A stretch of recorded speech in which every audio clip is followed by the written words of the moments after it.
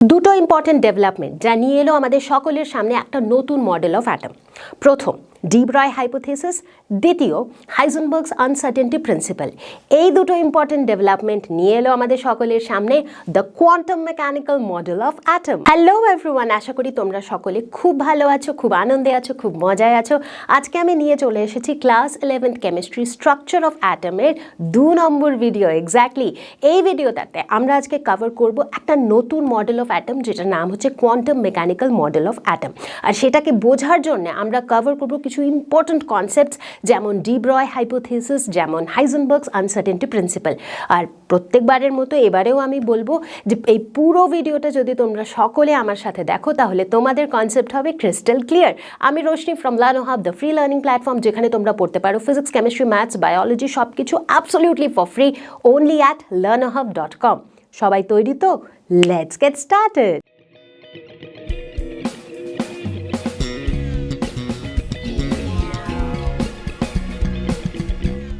1924-এ de Broglie নামে একজন scientist বললেন যে যেভাবে আমরা কিছুক্ষণ আগে ডিসকাস করেছি বা কিছু বছর আগে আমরা এটা জেনেছি যে রেডিয়েশনের ডুয়াল বিহেভিয়ার হয়, মানে ইলেকট্রোম্যাগনেটিক রেডিয়েশন কখনো পার্টিকেলের মতো বিহেভ করে আর কখনো ওয়েভের মতো বিহেভ করে।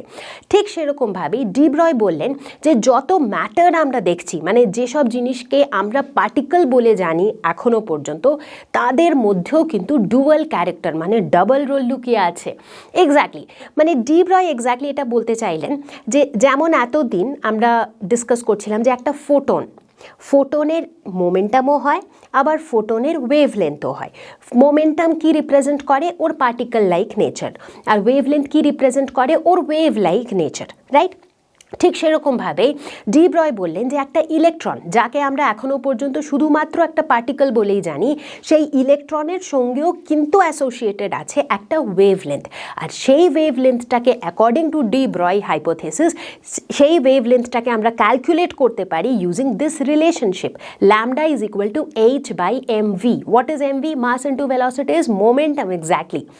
তো ডি ব্রয় বললেন যে ঠিক আছে, তার মানে যে কোনো পার্টিকেল তোমরা নিজেদের আশেপাশে দেখছো বা যাকে তোমরা এতদিন অবধি ম্যাটার বলে ভাবছো বা পার্টিকেল বলে ভাবছো, তাদের সাথেও জড়িত রয়েছে একটা ওয়েভলেন্থ, যেটাকে তোমরা এইভাবে ক্যালকুলেট করে নিতে পারো। এইবারে ডি ব্রয় তো নিজের হাইপোথিসিস দিলেন, কিন্তু লোকজনদের বড় কনফিউশন হতে লাগলো যে আমরা তো নিজেদের আশেপাশে এত জিনিস দেখি যেগুলো সবই পার্টিকেল, রাইট? যেমন ধরো আমি একটা বল দেখছি, একটা টেবিল দেখছি, একটা চেয়ার দেখছি, সেগুলো সব জিনিসকেই আমি পার্টিকেল বলেই দেখছি। কিন্তু ডি ব্রয় বলছেন যে এই সব কিছুর মধ্যেই ওয়েভ লাইক প্রপার্টিজ আছে, কিন্তু কই, আমি তো এদের ওয়েভ বিহেভিয়ার দেখতে পাচ্ছি না। কেন দেখতে পাচ্ছি না? সেটার রিজনিং ডি ব্রয় এইভাবে দিলেন যে যদি তোমরা এই এক্সপ্রেশনটাকে খেয়াল করো, তোমরা কি দেখবে? Wavelength is inversely proportional to the mass of the particle. তার মানে যেসব অবজেক্টের কথা আমরা বলছি যে আমরা আশেপাশে দেখতে পাচ্ছি, তারা সবই ম্যাক্রোস্কোপিক অবজেক্ট, যাদের মাস বেশ খানিকটা বেশি। যেহেতু মাস বেশি, সেহেতু the wavelength associated with those particles is very small. ওয়েভলেন্থটা এতই কম যে তাদের ওয়েভ লাইক প্রপার্টিজ আমরা ডিটেক্ট করতে পারছি না। এই কারণেই যখন আমরা সাব অ্যাটমিক পার্টিকেলসদের কথা বলি, মানে অ্যাটমের ভেতরে যে ছোট ছোট পার্টিকেলস আছে, যেমন ইলেকট্রন, প্রোটন, এইসবের কথা যখন আমরা বলি, তাদের মাস হয় খুব অল্প।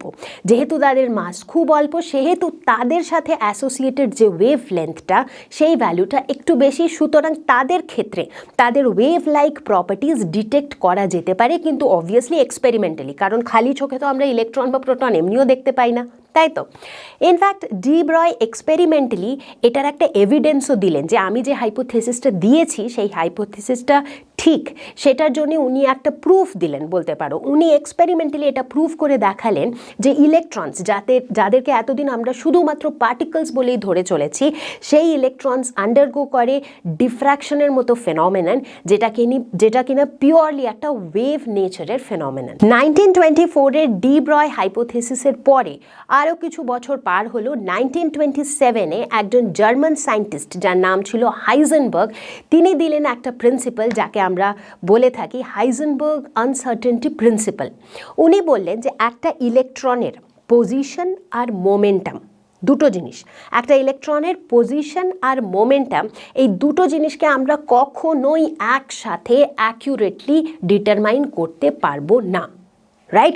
তার মানে ম্যাথামেটিক্যালি হাইজেনবার্গ আনসার্টেনটি প্রিন্সিপালকে কিছু এইভাবে এক্সপ্রেস করা হয়, delta x into delta p is always greater than equal to h by 4 pi. এটার মানে কি হলো, ডেল্টা এক্স মানে হচ্ছে আনসার্টেনটি ইন পজিশন। আমরা এরর এইসব জিনিস পড়েছি অলরেডি, রাইট? ক্লাস 11-এর ফিজিক্সের শুরুর দিকেই আমরা ইউনিটস অ্যান্ড মেজারমেন্টসের লেসনে পড়েছি এরার্সের ব্যাপারে, রাইট? তো ডেল্টা এক্স এখানে রিপ্রেজেন্ট করছে uncertainty in position, delta P এখানে রিপ্রেজেন্ট করছে আনসার্টেনটি ইন মোমেন্টাম, রাইট? তার মানে যদি একটা ইলেকট্রন আছে, সেই ইলেকট্রনটা এক্স্যাক্টলি কোথায় আছে আর এক্স্যাক্টলি তার ভেলোসিটি কত, কারণ মোমেন্টামের কথা আমি যখনই বলছি, মোমেন্টাম কি মাস ইন্টু ভেলোসিটি, আমি যদি বলছি এক্স্যাক্ট মোমেন্টাম ক্যালকুলেট করতে পারবো না, তার এক কথায় আমি বলতে চাইছি যে আমি সেই ইলেকট্রনটার এক্স্যাক্ট ভেলোসিটি ক্যালকুলেট করতে পারবো না।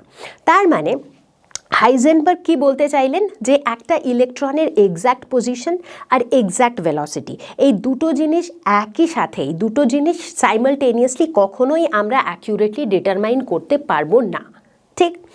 আমরা এখন আমাদের এজেন্ডা হচ্ছে যে সবারই মনে এই প্রশ্নটা নিশ্চয়ই আসছে যে আমরা হঠাৎ করে এই হাইজেনবার্গ আনসার্টেনটি প্রিন্সিপালের কথা কেন বলছি, তোমরা সেটা এক্ষুনি বুঝতে পারবে, কারণ এই যে দুটো প্রিন্সিপাল আমরা ডিসকাস করলাম, ইনফ্যাক্ট মেজরলি এই যে হাইজেনবার্গ আনসার্টেনটি প্রিন্সিপালটা আমরা ডিসকাস করলাম, এটার ভিত্তিতেই আমি তোমাদের বলবো যে বোরস মডেল অফ অ্যাটম, যেটাকে আমরা খুব ডিটেলে ডিসকাস করেছিলাম পার্ট 1-এর ভিডিওটাতে, সেটা কোন কোন কারণে ফেল হয়ে গেল, কারণ বোরস মডেল ফেল হলো, তারপরেই চলে এলো quantum mechanical model of atom, ঠিক? তাহলে বোঝা গেল যে কেন আমরা এই প্রিন্সিপালটার কথা বলছি। ইনফ্যাক্ট এই হাইজেনবার্গ আনসার্টেনটি প্রিন্সিপালের ম্যাথামেটিক্যাল পার্টটাও এখন আমরা একটুখানি ডিটেলে দেখব। তাহলে যদি আমরা হাইজেনবার্গ আনসার্টেনটি প্রিন্সিপালটাকে ম্যাথামেটিক্যালি দেখি, তাহলে এটাকে আমরা লিখতে পারি delta x into delta p x is greater than equal to h by 4 pi. ঠিক আছে, যেখানে এই যে ডেল্টা এক্স, এটা আমাদেরকে কি বলে দিচ্ছে, এটা আমাদের বলে দিচ্ছে uncertainty in position. Delta p x, এটা আমাদের কি বলছে, পি মানে মোমেন্টাম, মানে আনসার্টেনটি ইন মোমেন্টাম। ম্যাথামেটিক্যালি দেখো এটাকে আমরা কি লিখতে পারি, এটাকে আমরা লিখতে পারি ডেল্টা এক্স ইন্টু মোমেন্টাম কি হয়, মাস ইন্টু ভেলোসিটি, সুতরাং এটাকে লিখতে পারি m into delta v x is greater than equal to h by 4 pi.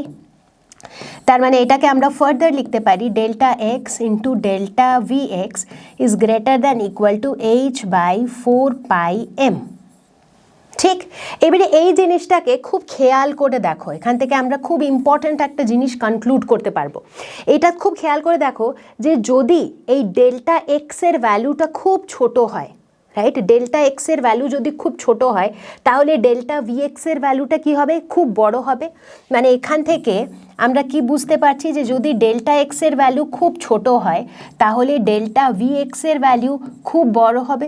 Similarly যদি ডেল্টা ভি এক্সের ভ্যালু কিংবা সিমিলারলি ডেল্টা এক্সের ভ্যালু যদি খুব বড় হয়, তাহলে ডেল্টা ভি এক্সের ভ্যালু খুব ছোট হবে। এটাই আমরা এখান থেকে পাচ্ছি। তার মানে ডেল্টা এক্সের ভ্যালু ছোট, মানে এক্সের আনসার্টেনটি যদি ছোট হয়, তাহলে ভি এক্সের আনসার্টেনটি বেশি হবে। যদি ভি এক্সের আনসার্টেনটি ছোট হয়, তাহলে এক্সের আনসার্টেনটি বেশি হবে।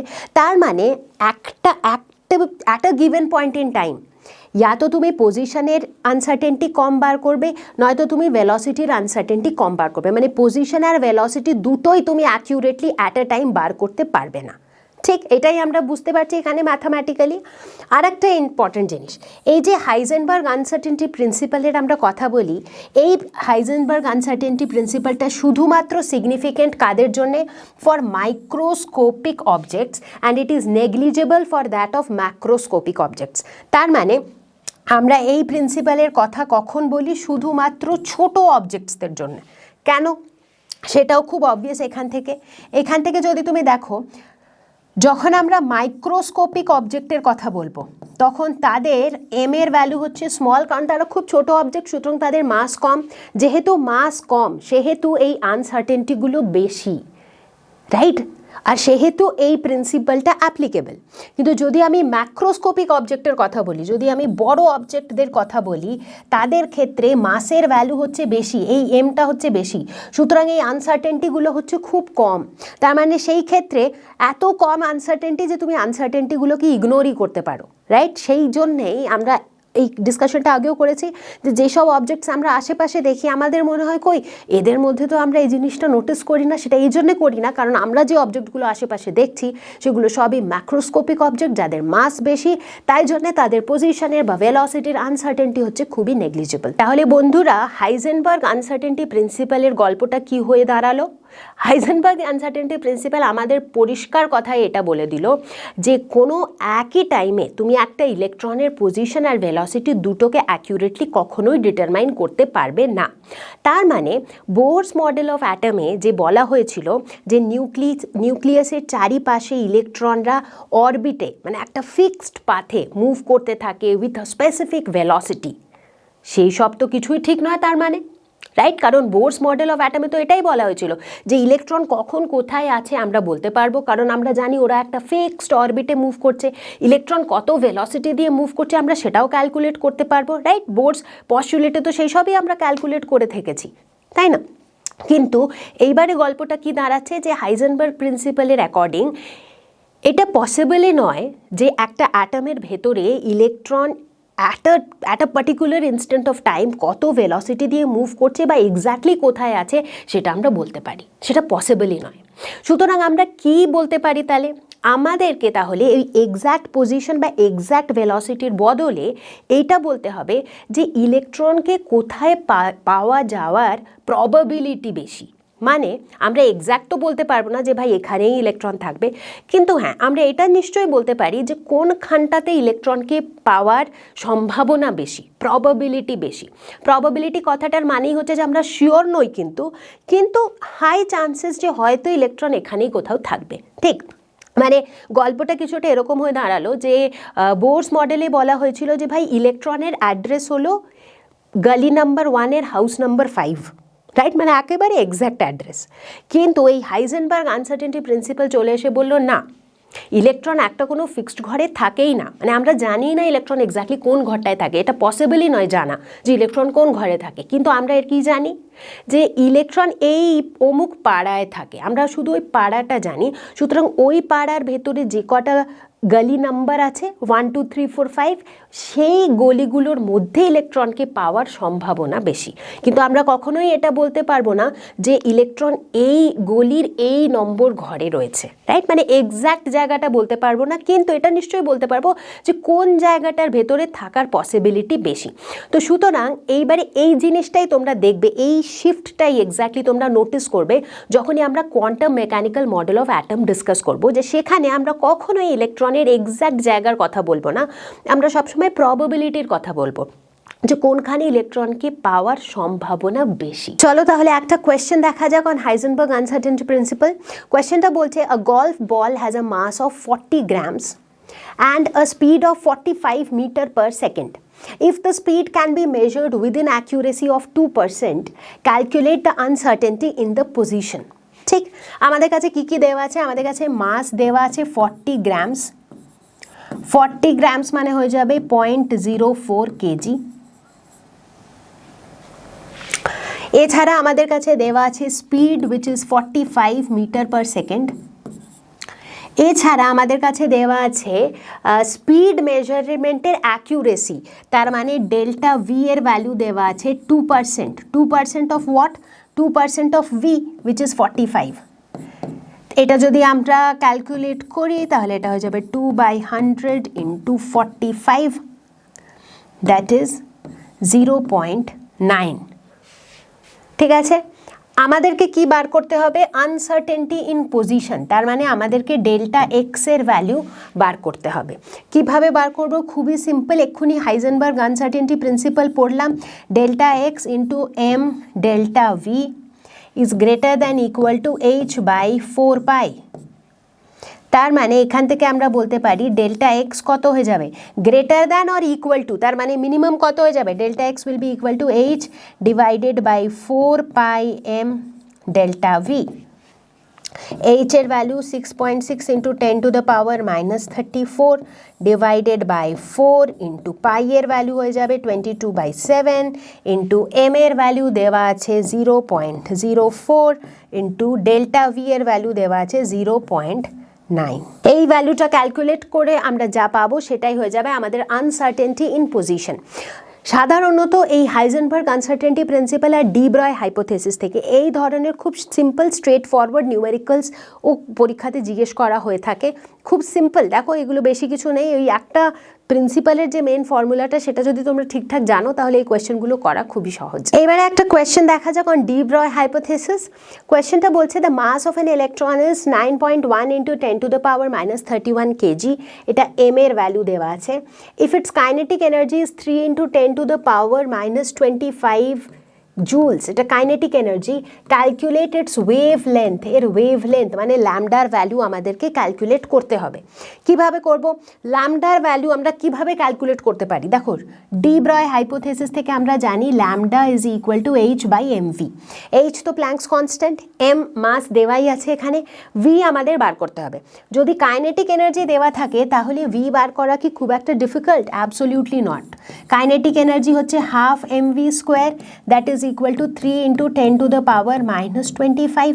তাহলে ভি স্কোয়ার হয়ে যাবে 3 × 10⁻25 × 2 ডিভাইডেড বাই এম, যেটা এখানে দেওয়া আছে 9.1 × 10⁻31। এবারে এইখান থেকে ভি যদি বার করি তাহলে সেটা হয়ে যাবে √over this whole thing.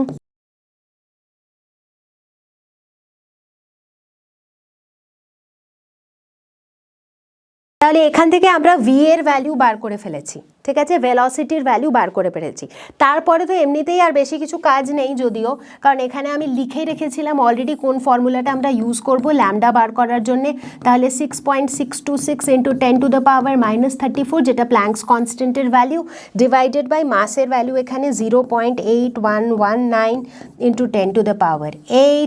Into এটা ভেলোসিটির ভ্যালু ছিল, ইন্টু মাসের ভ্যালু 9.1 × 10⁻31।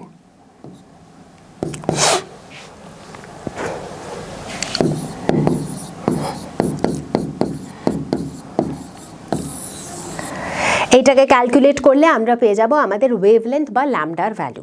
এইভাবে ডি ব্রয় ওয়েভলেন্থের কোয়েশ্চেন্সও তোমরা ইজিলি সলভ করতে পারো। তাহলে বন্ধুরা এই ডিসকাশনটার পরে আই এম শিওর তোমরা সবাই বলতে পারবে যে বোরস মডেল অফ অ্যাটম ফেল কেন হয়েছিল।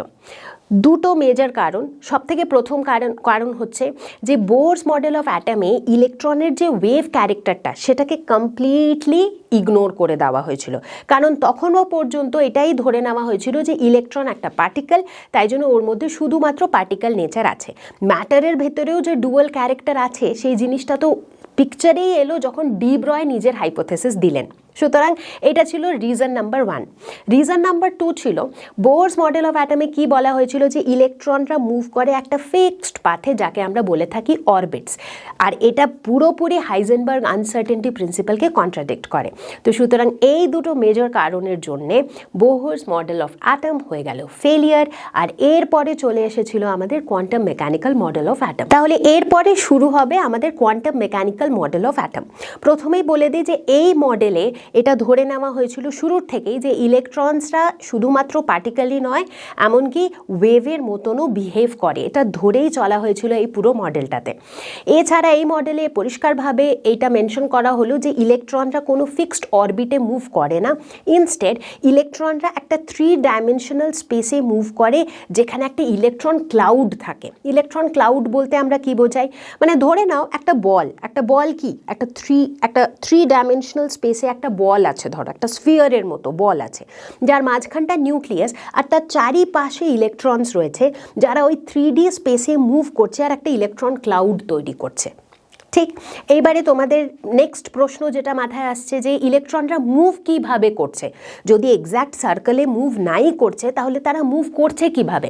বেসিক্যালি এই ইলেকট্রনরা অসিলেট করছে। অসিলেট কিভাবে হয়? এমনিভাবে। যদি তোমরা এই ফটোটা দেখো, এখানে একটা টেলিফোনের তার যেটা এরকমভাবে স্পাইরাল থাকে, সেটাকে যদি আমি দুটো দিক থেকে একটুখানি পুশ দিই তাহলে সেটা দেখো কিভাবে টু অ্যান্ড ফ্রো মুভ করছে, অসিলেট করছে কিভাবে। ইলেকট্রনরাও ঠিক এইভাবেই মুভ করে একটা 3D স্পেসের ভিতরে। ঠিক, তার মানে কোনো একটা ফিক্সড অরবিট থাকে না, কোনো একটা ফিক্সড সার্কুলার পাথ বা এলিপ্টিক্যাল পাথ এই ধরনের কিছু থাকে না। ইনস্টেড তারা অসিলেট করতে থাকে, ওয়েভের মতো তারা অসিলেট করতে থাকে। দেখো, তাই জন্য আমি বলেছিলাম ইলেকট্রনদের ওয়েভ লাইক ক্যারেক্টারটাকে এখানে পুরোপুরিভাবে কনসিডার করা হয়েছিল। ঠিক ওয়েভদের মতো ইলেকট্রনরা অসিলেট করতে থাকে ইন আ 3 ডাইমেনশনাল স্পেস। ঠিক, এইখান থেকেই শুরু হলো আমাদের quantum mechanical model of atom. যেহেতু আমরা এই ওয়ার্ডটা ইউজ করছি quantum mechanical model of atom, তো অনেকেরই হয়তো একটুখানি কিউরিওসিটি হচ্ছে জানার জন্য যে what exactly is quantum mechanics. Quantum mechanics আমরা সায়েন্সের সেই ব্রাঞ্চটাকে বলে থাকি যেখানে এটা কনসিডার করা হয় যে ম্যাটারের মধ্যে ডুয়াল বিহেভিয়ার দেখা যায়। মানে এই কোয়ান্টাম মেকানিক্সের পুরো ব্রাঞ্চটা এটা মেনে চলে যে ম্যাটার, মানে যেগুলোকে আমরা এতদিন অবধি পার্টিকেল বলে ভেবে এসেছি, তারা পার্টিকেল মতনও বিহেভ করে আর তারা ওয়েভের মতনও বিহেভ করে। ইনফ্যাক্ট এই পুরো কোয়ান্টাম মেকানিক্সের যে ব্রাঞ্চটা, এটাকে এস্টাবলিশ করেছিলেন দুজন প্রমিনেন্ট সায়েন্টিস্ট, একজন ছিলেন হাইজেনবার্গ আর একজন ছিলেন শ্রডিঞ্জার। হাইজেনবার্গের কথা তো আমরা আগেও শুনেছি ইন হাইজেনবার্গ আনসার্টেনটি প্রিন্সিপাল। শ্রডিঞ্জারের কথা খুব ডিটেলে না হলেও সামান্যভাবে শ্রডিঞ্জার ইকুয়েশনটাও আমরা একবার ছুঁয়ে তো যাব, কারণ যেখানে আমরা কোয়ান্টাম মেকানিক্যাল মডেলের কথা বলছি সেখানে যদি আমরা শ্রডিঞ্জার ইকুয়েশন একেবারেই ডিসকাস না করি তাহলে সেটা তো ঠিক হবে না। আরও একটা কথা এখানে ক্লিয়ার করে দিই যে এই যে কোয়ান্টাম মেকানিক্সের যে কনসেপ্টগুলো, যেখানে আমরা এই ডুয়াল নেচার অফ ম্যাটারের কথা বলে থাকি, সেটা অ্যাপ্লিকেবল হয় সাব অ্যাটমিক পার্টিকেলসদের ক্ষেত্রে, সেটা ম্যাক্রোস্কোপিক অবজেক্টসদের ক্ষেত্রে অ্যাপ্লিকেবল হয় না। কেন হয় না এটা আমি আগেও মেনশন করেছি। ম্যাক্রোস্কোপিক অবজেক্টের মাস প্রচুর বেশি হয়, যার জন্য তাদের সাথে যে অ্যাসোসিয়েটেড ওয়েভ লেন্থ সেটা খুব অল্প হয়, আর সেই কারণে তাদের ওয়েভ লাইক বিহেভিয়ারগুলো নোটিসেবল হয় না বা সেগুলো অত প্রমিনেন্ট হয় না। কোয়ান্টাম মেকানিক্সের যেটা সব থেকে ফান্ডামেন্টাল ইকুয়েশন সেটা দিয়েছিলেন শ্রডিঞ্জার, যাকে বলা হয় শ্রডিঞ্জার ইকুয়েশন। শ্রডিঞ্জার ইকুয়েশন কিছুটা এইরকম দেখতে হয়, d square psi by dx square plus d square psi by dy square plus d square psi by dz square plus 8 pi square m by 8 square into e minus b psi is equal to 0। দেখতেই পাচ্ছ ইকুয়েশনটা খুব complex. এটা না তো তোমাদের মুখস্থ করার প্রয়োজন আছে আর ডিরাইভ করার তো কোনো দরকারই নেই। ঠিক আছে, এটা তোমরা অনেক যদি এই সাবজেক্টটা নিয়ে কোয়ান্টাম মেকানিক্স নিয়ে তোমরা হাইয়ার স্টাডিজ করো তখন তোমরা এই ইকুয়েশনটার ব্যাপারে আরও ডিটেলে পড়বে। আপাতত এই ইকুয়েশনটার তোমাদের কোনো দরকারই নেই। কিন্তু তাহলে আমি কেন বললাম, যাতে এখন আমরা যেটা পড়ছি quantum mechanical model of matter of atom, সেটার জিনিসগুলো তোমরা বুঝতে পারো যে ওগুলো কোথা থেকে আসছে। ঠিক আছে, একটু আগে আমি বলেছিলাম যে এই মডেলের ভেতরে আমরা বলেছি যে ইলেকট্রনরা মুভ করে একটা 3 ডাইমেনশনাল স্পেসে, আর এই ইকুয়েশনটাতেও দেখো এক্স ওয়াই জেড কোঅর্ডিনেটসকে কনসিডার করা হয়েছে, কারণ আমরা একটা 3D স্পেসে ইলেকট্রনের মুভমেন্টের কথা বলছি। ঠিক, এখানে যে ক্যাপিটাল ইটা দেখছো সেটা অফকোর্স এনার্জি, আর এখানে তোমরা যে সাই, এই যে সিম্বলটা দেখছো এটা হচ্ছে সাই, এটাকে আমরা সাই বলে থাকি, আর এটা কিন্তু খুব সিগনিফিক্যান্ট আমাদের জন্য। ইনফ্যাক্ট এই ইকুয়েশনটা আমাদের এখনের লেভেলে প্রয়োজন না হলেও এই সাইটার সম্পর্কে কিন্তু আমরা অনেক কিছু ডিসকাস করব, কারণ এই যে পুরো কোয়ান্টাম মেকানিক্যাল মডেল অফ অ্যাটমের ভেতরে আমরা কি জানতে চাইছি, আমরা কোন ইনফরমেশনটা খুঁজছি, যে ইলেকট্রনসরা কীভাবে লোকেটেড, ইলেকট্রনসরা কীভাবে মুভ করছে। আর এই যে সাই, একে বলা হয় ওয়েভ ফাংশন, এই ওয়েভ ফাংশনটার ভেতরেই লুকিয়ে রয়েছে all information about the electrons. সেই জন্য এটা এখনের জন্য আমাদের খুব কাজের। অনেক সময় তোমরা এরকমও দেখতে পাবে টেক্সট বুকে যে শ্রডিঞ্জার ইকুয়েশনকে এই এত বড় একটা ফরম্যাটে না লিখে অনেক সময় এই ফরম্যাটেও লেখা হয়ে থাকে H Sai is equal two ই সাই, যেখানে এইচকে বলা হয়ে থাকে Hamiltonian mathematical operator. Mathematical operator কি হয় এখন এগুলো জানবার কোনোই প্রয়োজন নেই, এগুলো একটু হাই লেভেল। ঠিক আছে, আপাতত তোমরা এটুকু জানো যে এই কোয়ান্টাম মেকানিক্যাল মডেল অফ অ্যাটমে আমরা কি বলি, যে ইলেকট্রন একটা ফিক্সড পাথে মুভ করছে না, একটা 3D স্পেসে মুভ করছে। ঠিক, আর ইলেকট্রন কোথায় মুভ করছে, কিভাবে মুভ করছে, এই সব ইনফরমেশন লুকিয়ে রয়েছে inside Sai, which is the wave function. এবারে যখন আমি বলেই ফেলেছি যে সাই খুব ইম্পর্টেন্ট, মানে এই ওয়েভ ফাংশনটা খুব ইম্পর্টেন্ট, তখন আই এম শিওর যে সবাই খুব কিউরিয়াস এটা জানার জন্য যে এক্স্যাক্টলি কী ইনফরমেশন লুকিয়ে থাকে এই ওয়েভ ফাংশনটার ভিতরে। তার আগে জেনে নিই যে এটা কি ওয়েভ ফাংশন বলতে কি বোঝাই আমরা। ম্যাথামেটিক্সে আমরা ফাংশনের সম্পর্কে পড়ে থাকি, রাইট? ফাংশন কি হয়, যেমন ধরো F of x is equal two x square, আমি যদি এটা লিখি তাহলে এটাকে আমরা কি বলতে পারি যে F is a function of x, মানে যেমন যেমন এক্সের ভ্যালু চেঞ্জ হতে থাকবে তেমন তেমন এই ফাংশনটার ভ্যালু চেঞ্জ হতে থাকবে। ঠিক সেরকমভাবে এই যে সাই অফ এক্স, এটা হচ্ছে psi of x comma y comma z, কারণ আমরা একটা 3D স্পেসের কথা বলছি। তো এই 3D স্পেসেও এই সাই হচ্ছে একটা ম্যাথমেটিক্যাল ফাংশন, ঠিক আছে, যাকে আমরা ওয়েভ ফাংশন বলে থাকি। ওয়েভ ফাংশন কেন বলে থাকি, কারণ এই যে সাই, এই যে ম্যাথমেটিক্যাল ফাংশনটা, এটা আমাদের ইলেকট্রনের পজিশনের সাথে সাথে তার ওয়েভ লাইক ক্যারেক্টারের সম্পর্কে ইনফরমেশন দেয়।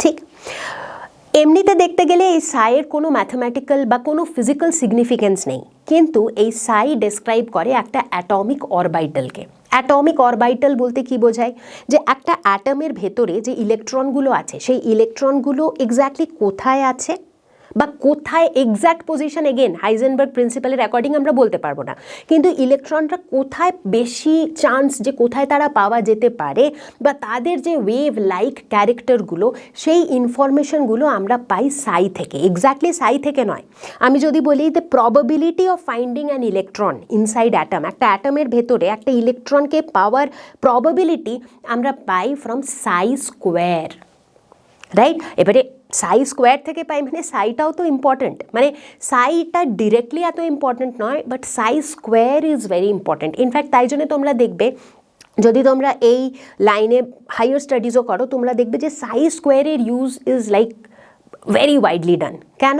কারণ সাই স্কোয়ার আমাদের বলে, মেন কথাটা বলে, ওয়েভ মেকানিক্যাল মডেলে বলাই তো হয়েছিল যে ইলেকট্রনরা একটা ফিক্সড জায়গায় কোথায় আছে বা কোন ভেলোসিটি দিয়ে মুভ করছে সেটা বলতে পারবো না, কিন্তু কি বলতে পারবো, প্রবাবিলিটি, পসিবিলিটি, যে ইলেকট্রন পাওয়ার পসিবিলিটি কোনখানে বেশি কোনখানে কম, আর এই পসিবিলিটিটা বা এই প্রবাবিলিটিটাই আমাদেরকে দিয়ে দেয় সাই স্কোয়ারের ভ্যালুটা। ঠিক, আর এই কারণেই অনেক সময় শ্রডিঞ্জার ওয়েভ ইকুয়েশনকে বলা হয়ে থাকে প্রবাবিলিটি ওয়েভ ইকুয়েশন। তাহলে বন্ধুরা, যদি আমরা কোয়ান্টাম মেকানিক্যাল মডেল অফ অ্যাটমের সব ফিচারগুলোকে এক জায়গাতে জমা করে ফেলি, তাহলে আমরা কি দেখতে পাবো? সব থেকে প্রথম ফিচার সেটা হলো energy of electrons is quantized.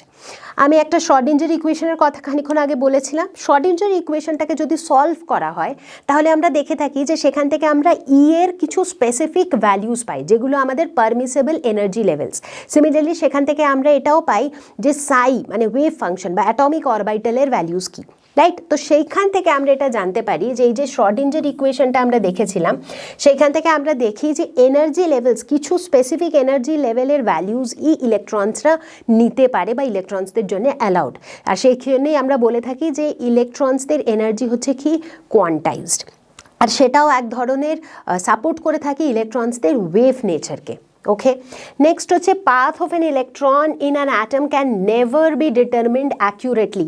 এটা আমরা হাইজেনবার্গ আনসার্টেনিটি প্রিন্সিপাল থেকেও দেখলাম যে এক্স্যাক্ট পাথ আমরা বলতে পারবো না, কিন্তু আমরা ডেফিনেটলি তাদের প্রবাবিলিটির কথা বলতে পারবো। ঠিক আছে, অ্যাটমিক অরবাইটাল যেটাকে আমরা দেখলাম সাই দিয়ে ডিনোট করা হয়, সেটা হচ্ছে একটা wave function for an electron in atom. একটা অ্যাটমের ভেতরে যে ইলেকট্রনগুলো থাকে তাদের কোথায় পাওয়া যাওয়ার পসিবিলিটি বেশি, সেই সব ইনফরমেশনগুলো, ইলেকট্রনদের সম্পর্কে সব ইনফরমেশন কোথায় রাখা থাকে? এই সাইয়ের ভেতরে, মানে এই ওয়েভ ফাংশনটার ভিতরে। An orbital cannot contain more than 2 electrons. সব সময় একটা অরবাইটালের ভেতরে দুটো মাত্র ইলেকট্রনই থাকবে, দুটো ইলেকট্রন মানে দুটোর বেশি ইলেকট্রন একটা অরবাইটালে কখনোই থাকবে না। Now this is very very important. এটা সম্পর্কে আমরা পরেও কথা বলবো যখন আমরা স্পিন কোয়ান্টাম নাম্বারের ব্যাপারে ডিসকাস করব। সুতরাং এটা একবারে মাথায় সেট করে ফেলো যে একটা অরবাইটালে সব সময় দুটো ইলেকট্রন, তার বেশি নয়। In a multi-electron atom, the electrons are filled in various orbitals in the order of increasing energies. মানে যখন আমরা এই ধরনের অ্যাটমসের কথা বলবো যার ভিতরে অনেক বেশি ইলেকট্রনস আছে, তখন সেই ইলেকট্রনগুলোকে আমাদেরকে আলাদা আলাদা অরবাইটালে ফিল করতে হবে। কি বেসিসে ফিল করব? In the basis of increasing energy. কীভাবে ফিল করব এই পুরো কনসেপ্টটা আমরা শিখবো আমাদের নেক্সট ভিডিওটাতে। এই ভিডিওতে আমরা এই পার্টিকুলার টপিকটা ডিসকাস করব না, কিন্তু এটাকে আমরা ডিটেলে ডিসকাস করব আমাদের নেক্সট ভিডিওতে। ঠিক আছে, and last but not the least, probability of finding an electron at a point within an atom is proportional to the square of wave function, that is psi square. ঠিক আছে, সাই square যেটা আমাদের জন্য খুব বেশি ইম্পর্ট্যান্ট, আগেও বলেছি, কারণ সাই স্কোয়ার আমাদের এক্স্যাক্টলি বলে দেয় যে কোথায় ইলেকট্রনকে পাওয়ার প্রবাবিলিটি কতটা, সেই জন্যে সাই স্কোয়ারকে প্রবাবিলিটি ডেন্সিটিও বলা হয়ে থাকে। আর আরও একটা সুন্দর ব্যাপার হলো এই যে সাই স্কোয়ারের ভ্যালুটা, এটা সব সময় পজিটিভ হয়, কারণ ইলেকট্রন পাওয়া যাওয়ার প্রবাবিলিটিটা তো আর কখনো নেগেটিভ হতে পারে না, রাইট?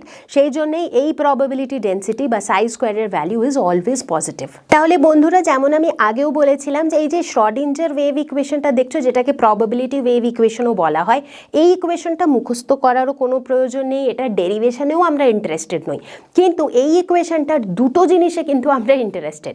প্রথম জিনিস হলো ই মানে হচ্ছে এনার্জি, এনার্জি লেভেলস, মানে এই যে আমাদের যে নতুন মডেলটা কোয়ান্টাম মেকানিক্যাল মডেল, এর ভেতরে ইলেকট্রনসদের অ্যালাউড এনার্জি লেভেলস কোনগুলো, সেটা আমরা কোথা থেকে পাবো? যখন এই ইকুয়েশনটাকে সলভ করা হবে, এই ইকুয়েশনের সলিউশন থেকে যখন আমরা এর ভ্যালুগুলো পাবো, রাইট? সিমিলারলি যেটা দ্বিতীয় জিনিসে আমরা ইন্টারেস্টেড, সেটা হলো কি? সাই। এক্স্যাক্টলি, সাইয়ের ব্যাপারে অলরেডি অনেক কিছু ডিসকাস করেছি আমরা, কারণ সাই স্কোয়ার থেকে আমরা কি বার করতে পারবো? Probability of finding an electron inside the atom. তো সুতরাং আমাদের এই দুটোই সিম্পল ফোকাস। তাহলে এখন আপাতত এবারে কি ডিসকাস করব আমরা? সাই মানে ওয়েভ ফাংশন, যেটা কি কাকে ডেসক্রাইব করে? যেটা ডেসক্রাইব করে অ্যাটমিক অরবাইটালসকে। চলো তাহলে দেখে নিই যে অ্যাটমিক অরবাইটালস এক্স্যাক্টলি কী হয়। তাহলে বন্ধুরা, এইবারে আমরা শুরু করবো আমাদের discussion on orbitals and quantum numbers. দুটোই নতুন শব্দ তোমাদের সকলের জন্য, কিন্তু আমরা এটাকে একটা গল্পর মতো করে সুন্দরভাবে বুঝে নেব। সব থেকে প্রথমে ডিসকাস করবো অ্যাবাউট অরবাইটালস।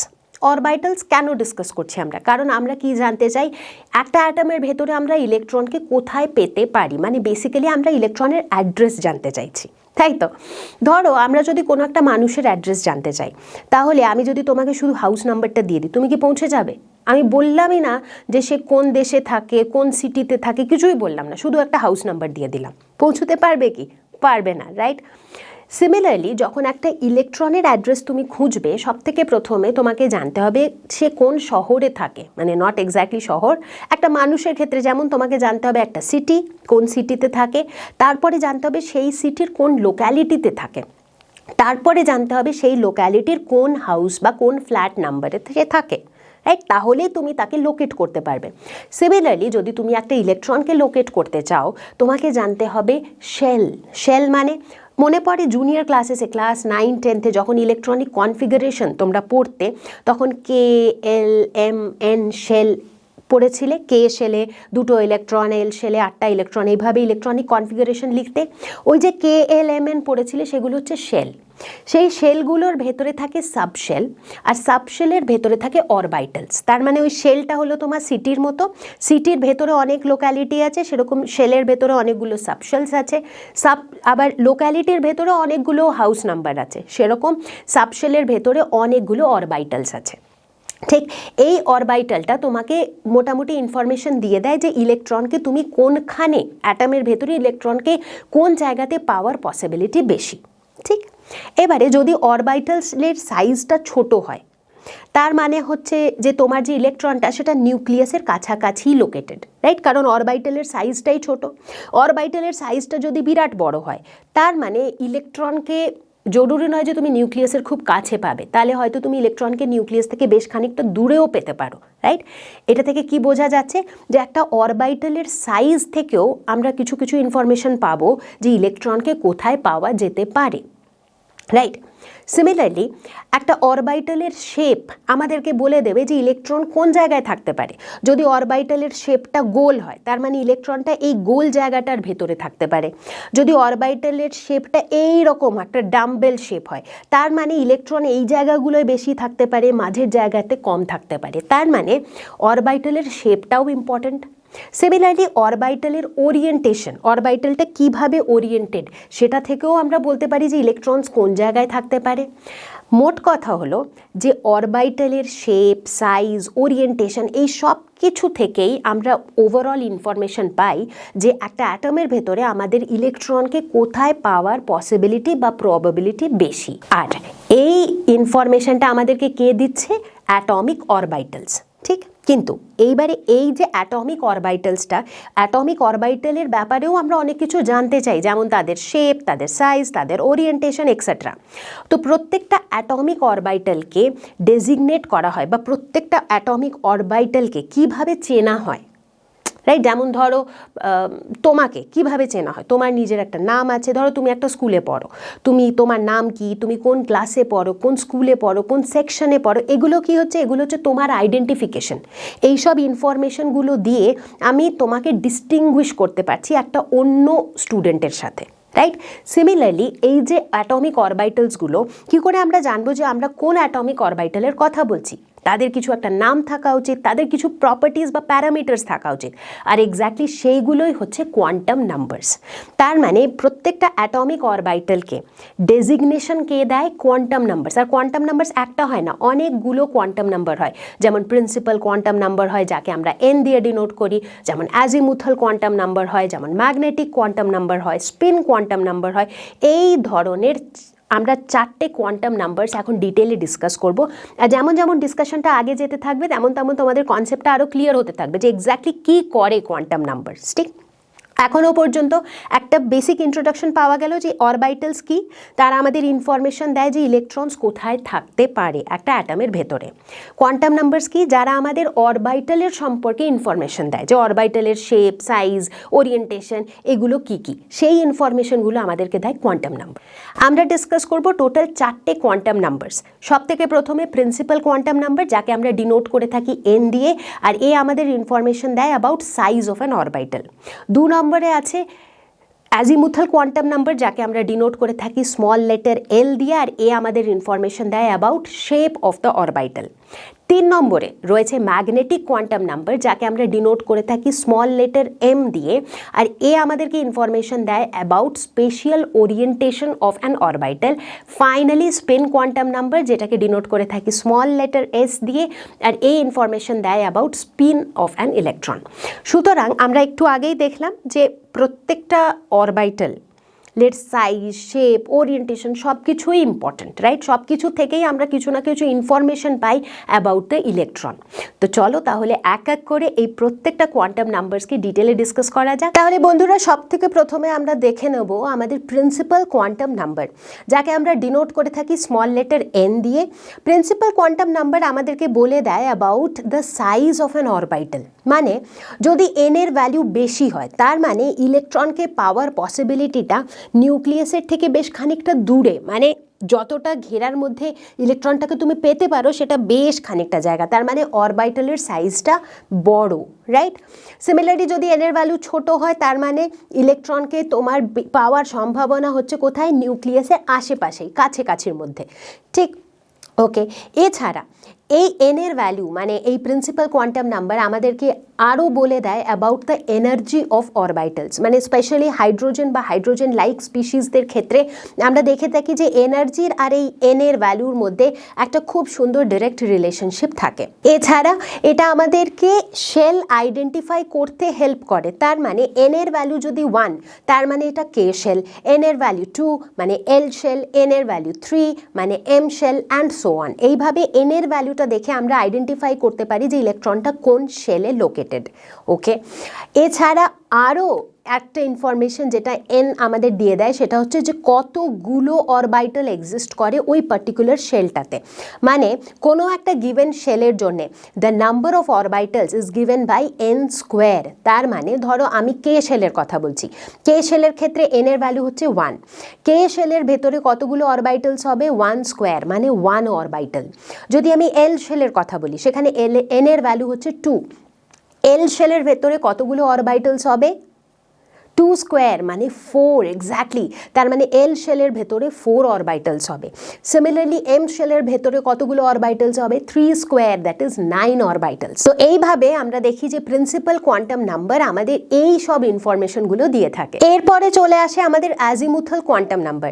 অ্যাজিমুথাল কোয়ান্টাম নাম্বার যাকে আমরা ডিনোট করে থাকি স্মল লেটার এল দিয়ে, আর অ্যাজিমুথাল কোয়ান্টাম নাম্বার আমাদের ইনফরমেশন দেয় about the shape of an orbital. একটা অরবাইটালের শেপটা কী ধরনের হবে। ইনফ্যাক্ট এই এলের ভ্যালু থেকে আমরা আইডিয়া পাই অ্যাবাউট দ্য সাবশেলস। আমি আগেও বলেছিলাম ইলেকট্রনের অ্যাড্রেস খোঁজার জন্য তোমাকে জানতে হবে সিটি, তারপরে জানতে হবে লোকালিটি, তারপরেই তুমি হাউস নাম্বার পর্যন্ত পৌঁছতে পারবে। ঠিক সেরকম প্রথমে শেল, তারপরে সাবশেলস, তারপরে অরবাইটালস। শেলের সম্পর্কে ইনফরমেশন আমাদের দিল এনের ভ্যালু, সাবশেলের সম্পর্কে ইনফরমেশন দেবে আমাদের এল এর ভ্যালু, মানে অ্যাজিমুথাল কোয়ান্টাম নাম্বার। কিভাবে? আমরা দেখি প্রত্যেকটা এন এর ভ্যালুর জন্যে কতগুলো সাবশেলস হতে পারে সেটা কে বলে দেয়? এন এর ভ্যালু নিজেই বলে দেয়। তার মানে ধরো আমি যদি কে শেলের কথা বলছি, সেখানে এন এর ভ্যালু হচ্ছে কত? 1। তার মানে হচ্ছে এই কে শেলের কতগুলো সাবশেল থাকবে? 1 সাবশেল। ঠিক যেমন ধরো এল শেলে এন এর ভ্যালু হচ্ছে 2, তাহলে এর কতগুলো সাবশেল থাকবে? 2 সাবশেলস। বেসিক্যালি এন এর যা ভ্যালু ঠিক ততগুলোই সাবশেলস থাকবে। বুঝতে পারলে? এন এর ভ্যালু 1 একটা সাবশেল থাকবে, এন এর ভ্যালু 2 দুটো সাবশেল থাকবে, এন এর ভ্যালু 3 তিনটে সাবশেল থাকবে, অ্যান্ড সো অন। এইবারে নেক্সট প্রশ্নটা হচ্ছে যে এই যে সাবশেলগুলো হবে, মানে এই যে এল যে সাবশেলদের রিপ্রেজেন্ট করছে, এল এর ভ্যালু এক্স্যাক্টলি কি হবে? চলো ক্যালকুলেট করে দেখা যাক। তাহলে এখানে আমরা একটা টেবিল তৈরি করে রেখেছি, আর এই টেবিলটার হেল্প দিয়ে, এই সাহায্যে আমরা ক্যালকুলেট করব এল এর ভ্যালু, মানে অ্যাজিমুথাল কোয়ান্টাম নাম্বারের ভ্যালু। সব থেকে প্রথমে দেখে নাও যে এল অ্যাজিমুথাল কোয়ান্টাম নাম্বার কি কি ভ্যালু নিতে পারে ফ্রম 0 to n-1, মানে এন এর ভ্যালু দেখেই আমরা এল এর ভ্যালু ক্যালকুলেট করতে পারবো। ধরো আমার এন এর ভ্যালু হচ্ছে 1 2 3, যখন এন এর ভ্যালু 1 আমার শেল হচ্ছে কে, যখন এন এর ভ্যালু 2 আমার শেল হচ্ছে এল, যখন এন এর ভ্যালু 3 তখন শেল হচ্ছে এম, রাইট? এই ক্ষেত্রে কতগুলো করে সাবশেলস পসিবল? আমি আগেই বলেছিলাম নাম্বার অফ সাবশেলস পসিবল, সেটা আমরা কিভাবে ক্যালকুলেট করেছি? যা এন এর ভ্যালু, নাম্বার অফ সাবশেলস পসিবল সেটা হচ্ছে যা এন এর ভ্যালু, মানে যার এন এর ভ্যালু 1 তার একটা সাবশেল পসিবল, যার এন এর ভ্যালু 2 তার দুটো সাবশেল পসিবল, এন এর ভ্যালু 3 তার তিনটে সাবশেল পসিবল। ঠিক এল এর ভ্যালুটা কি হবে? 0 to n-1। এখানে 0 to n-1, এন এর ভ্যালু হচ্ছে 1, তার মানে 0 to n-1, এখানে n এর ভ্যালু 1, সুতরাং এটা হয়ে যাবে 0 to 1-1 which is 0, তার মানে এখানে l এর ভ্যালু হয়ে যাবে 0। নেক্সট কেসে যখন n এর ভ্যালু 2 তখন এটা হয়ে যাবে 0 to 1, তার মানে এর ভ্যালু 0 হতে পারে, এর ভ্যালু 1ও হতে পারে। যখন n এর ভ্যালু 3 এটা হয়ে যাবে 0 to 3-1, দ্যাট ইজ 0 to 2, তার মানে l এর ভ্যালু 0 হতে পারে, 1 হতে পারে, 2ও হতে পারে, রাইট? এইবারে এইভাবে এল এর ভ্যালু ক্যালকুলেট হলো। এই এল এর ভ্যালুর মানে হচ্ছে কোন সাবশেল, সেটা কিভাবে জানবো? সেটা এখানে দেখে ফেলো। এল এর ভ্যালু যদি 0 1 2 3 হয়, তার মানে তার করেসপন্ডিং সাবশেলস হয়ে যাবে এস পি ডি এফ। এটা খুব ইম্পর্ট্যান্ট, আর এটাকে মনে রাখতে হবে। এল এর ভ্যালু 0 1 2 3, তার মানে তার করেসপন্ডিং সাবশেলের নোটেশন হবে এস পি ডি এফ। ঠিক, তার মানে এখানে যদি এল এর ভ্যালু 0, তার মানে এটা কোন সাবশেল? এস। আর এন এর ভ্যালু 1, সুতরাং এটা হয়ে যাবে 1s, কারণ 1 আমাদের শেলটা বলে দিচ্ছে। 1 হচ্ছে সিটির নাম আর এস হচ্ছে লোক্যালিটির নাম, রাইট? শেল আর সাবশেল দুটোই আমরা লিখে রেখেছি এখানে। 1s হয়ে যাবে এখানে সাবশেল। তারপরে দেখো এখানে এল এর ভ্যালু 0, তার মানে এটাও এস। এন এর ভ্যালু 2, তাহলে এটা সাবশেলের নোটেশন হয়ে যাবে 2s। এখানে দেখো এল এর ভ্যালু 1, তার মানে এটা হয়ে যাবে পি, আর এন এর ভ্যালু 2, তাহলে এটা 2p। ঠিক এইভাবে এইটাকে আমরা বলে থাকি কি? সাবশেল নোটেশন, মানে সাবশেলটাকে আমরা কিভাবে ডিনোট করছি। এখানে দেখো এল এর ভ্যালু 0, মানে আবার এস, কিন্তু এন এর ভ্যালু 3, সুতরাং 3s। এখানে এল এর ভ্যালু 1, এল এর ভ্যালু 1 মানে পি, আর এন এর ভ্যালু 3। এল এর ভ্যালু 2, তার মানে এটা ডি সাবশেল, আর এন এর ভ্যালু 3, সুতরাং এটা 3D। তো এইভাবে এই অ্যাজিমুথাল কোয়ান্টাম নাম্বারের সাহায্যে আমরা বলতে পারবো এবারে যে সাবশেলস কোনগুলো, মানে n ইজ ইকুয়াল টু 1 এর করেসপন্ডিং সাবশেল হলো 1s, n is equal two 2 এর করেসপন্ডিং সাবশেলস হলো 2s 2p, right? Similarly 3s 3p 3d, এগুলো হচ্ছে পসিবল সাবশেলস। ঠিক বোঝা গেল ব্যাপারটা? গ্রেট। এবারে একটা সাধারণ কোয়েশ্চেন যেটা সবারই মাথায় আসে যে এই এসপিডিএফ, এসপিডিএফই কেন, এদের মানে ফুল ফর্ম আছে কি কিছু? অ্যাবসলিউটলি আছে। যেমন S stands for sharp, P stands for principal, D stands for diffuse, and F stands for fundamental. এর বেশি ভিতরে এখন আর যাব না আপাতত, ঠিক আছে? আপাতত তোমরা চেনা তো হয়ে গেল, চেনা পরিচয় হয়ে গেল এই সাবশেলসদের সাথে। এইবারে আমাদের নেক্সট প্রশ্ন হলো যে আমরা দেখেছিলাম যে অ্যাজিমুথাল কোয়ান্টাম নাম্বার আমাদের অরবিটালের শেপ সম্পর্কেও আইডিয়া দেয়। কিভাবে শেপ সম্পর্কে আইডিয়া দেয়? যেমন ধরো এই যে এস অরবিটাল, এখানে যেমন দেখতে পাচ্ছ এটা হচ্ছে এস অরবিটাল, যেটা স্ফেরিক্যাল শেপের। সিমিলারলি যদি তোমরা পি অরবিটালকে দেখো, এটা দেখো একটা যে এই যে শেপটা, এটাকে বলা হয়ে থাকে ডাম্বেল শেপ। সিমিলারলি যদি ডি অরবিটালটা দেখো, এটাকে বলা হয়ে থাকে ডাবল ডাম্বেল শেপ, রাইট? তো এই যে শেপগুলো, এই যখন আমরা এল এর ভ্যালু জানতে পারি তখনই তো আমরা জানতে পারি এটা এস হবে না পি হবে না ডি হবে না এফ হবে, রাইট? আর সেখান থেকেই আমরা আইডিয়া পেয়ে যাই যে তাদের শেপটা কোন ধরনের হবে। সেই কারণেই বলা হয়ে থাকে যে অ্যাজিমুথাল কোয়ান্টাম নাম্বার আমাদের একটা আইডিয়া দেয় যে অরবিটালসদের শেপ কেমন হবে। তাহলে বন্ধুরা আমাদের নেক্সট কোয়ান্টাম নাম্বার হলো magnetic quantum number. Magnetic quantum number যেটাকে আমরা ডিনোট করে থাকি small letter m with a subscript l দিয়ে, ঠিক আছে? এই কোয়ান্টাম নাম্বারটা আমাদের ইনফরমেশন দেয় about the spatial orientation of the orbitals. মানে এর আগের যে দুটো কোয়ান্টাম নাম্বার আমরা দেখলাম তারা আমাদের ইনফরমেশন দিত সাইজ অফ দ্য অরবিটালের ব্যাপারে, শেপ অফ দ্য অরবিটালের ব্যাপারে। এইবারে আমরা ইনফরমেশন নেব যে এই যে অরবিটালগুলো এদের ওরিয়েন্টেশনটা কি, মানে এক্স ওয়াই জেড অ্যাক্সিসের যে প্লেন এই 3D স্পেসে তারা কিভাবে ওরিয়েন্টেড, সেই ইনফরমেশনটা আমরা পাবো ম্যাগনেটিক কোয়ান্টাম নাম্বার থেকে। ওকে, এইবারে প্রশ্ন হলো যে আমরা এই যে ম্যাগনেটিক কোয়ান্টাম নাম্বার এমএল এর ভ্যালু কিভাবে ক্যালকুলেট করি, ঠিক সেটাও দেখে নেওয়া যাক। ফর এভরি ভ্যালু অফ এল, মানে অ্যাজিমুথাল কোয়ান্টাম নাম্বার আমরা একটু আগেই দেখলাম, রাইট? যেমন এসপিডিএফ এর একটা স্পেসিফিক এল এর ভ্যালু ডেজিগনেটেড, এস এর জন্য 0, পি এর জন্য 1, ডি এর জন্য 2 আর এফ এর জন্য 3, রাইট? এল এর ভ্যালু যদি আমরা জানি তাহলে আমাদের বুঝতে হবে যে সেই পার্টিকুলার এল এর ভ্যালুর জন্যে 2l + 1 পসিবল এমএল ভ্যালুজ হবে। ভালো করে বুঝতে হবে, এমএল হচ্ছে কি ওরিয়েন্টেশন, মানে যদি আমি এল এর ভ্যালু জানি তার মানে 2l + 1 যে ভ্যালুটা বেরোবে ততগুলো পসিবল ওরিয়েন্টেশনস হতে পারে। যেমন ধরো আমি যদি এল ইজ ইকুয়াল টু 0-র কথা বলি, এল ইজ ইকুয়াল টু 0 কোন ক্ষেত্রে থাকে? এস অরবিটালদের ক্ষেত্রে। Absolutely correct. L is equal two যখন 0 হবে তখন 2l + 1 এটার ভ্যালু কত হবে? 2 × 0 + 1 মানে 1। আমরা বলবো যে এই যে এস অরবিটালগুলো এদের একটাই পসিবল ওরিয়েন্টেশন, ঠিক? এস অরবিটাল যেটা এরকম স্ফেরিক্যাল শেপের হয় এদের একটাই পসিবল ওরিয়েন্টেশন, ঠিক? সুতরাং এদের এমএল এর পসিবল ভ্যালু একটাই, ঠিক?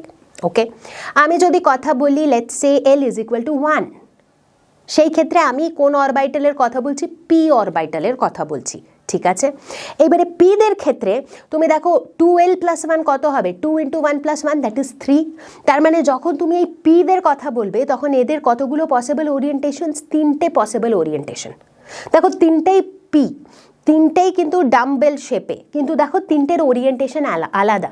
কোনোটা এক্স অ্যাক্সিসের অ্যালং ওরিয়েন্টেড, কোনোটা ওয়াই অ্যাক্সিসের অ্যালং ওরিয়েন্টেড, কোনোটা আবার জেড অ্যাক্সিসের অ্যালং এ ওরিয়েন্টেড। সিমিলারলি যদি ডিদের কথা বলো সেখানে তুমি দেখবে তোমার 2l + 1 এর ভ্যালু হচ্ছে 5, তার মানে 5টা পসিবল ওরিয়েন্টেশনস। যদি তুমি এফ এর কথা বলো সেখানে দেখবে 7 possible orientations in case of f, ঠিক? তার মানে এই যে আমি 2l + 1 করে ভ্যালুটা বার করছি এটা কিন্তু এমএল এর ভ্যালু নয়, এটা হচ্ছে এমএল এর কতগুলো ভ্যালু পসিবল, রাইট? মানে এস এর ক্ষেত্রে এমএল এর একটা ভ্যালু পসিবল, পি এর ক্ষেত্রে এমএল এর 3টে ভ্যালু পসিবল, ডি এর ক্ষেত্রে এমএল এর 5টা ভ্যালু পসিবল, সিমিলারলি এফ এর ক্ষেত্রে এমএল এর 7টা ভ্যালু পসিবল।